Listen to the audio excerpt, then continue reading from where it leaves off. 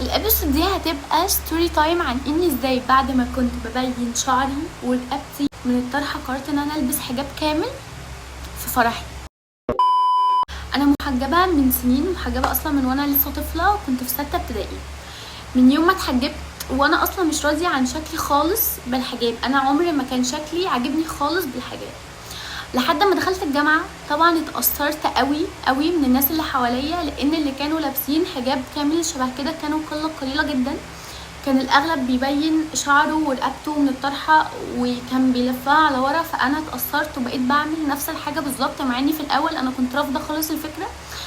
بس طبعا انتوا عارفين اللي بيقول عمري ما اعمل حاجه واول واحد بيعمل. فانا اتاثرت للاسف، والفكره ان انا بعدها كنت شايفه ان انا كده احلى نسخه مني في الحجاب. انا بجد كنت منبهره وقتها بشكلي انبهار مش طبيعي، اللي هو الله انا شكلي كده حلو قوي، انا شكلي عسول.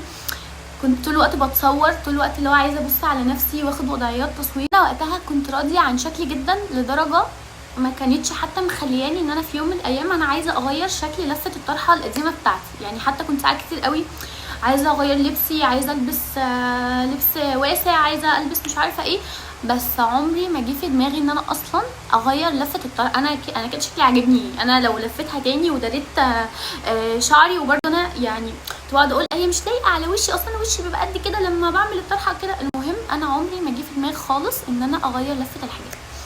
انا وقتها كنت مخطوبه وكنا في شهر 6، ووقتها فرحي كان في شهر 10.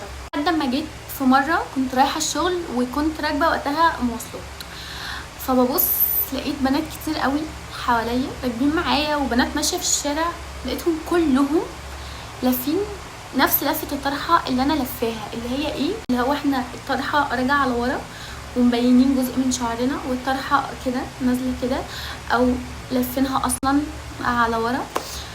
وقتها حسيت سبحان الله، انا ربنا الهمني. انا لقيت مره واحده بقول لنفسي هو احنا كلنا بقينا لابسينها كده، احنا كلنا لابسينها كده، احنا مفيش واحده فينا غير قليل قوي اللي لفاها زي ما ربنا قال، اللفه الصح اللي هي اصلا دي فرض علينا.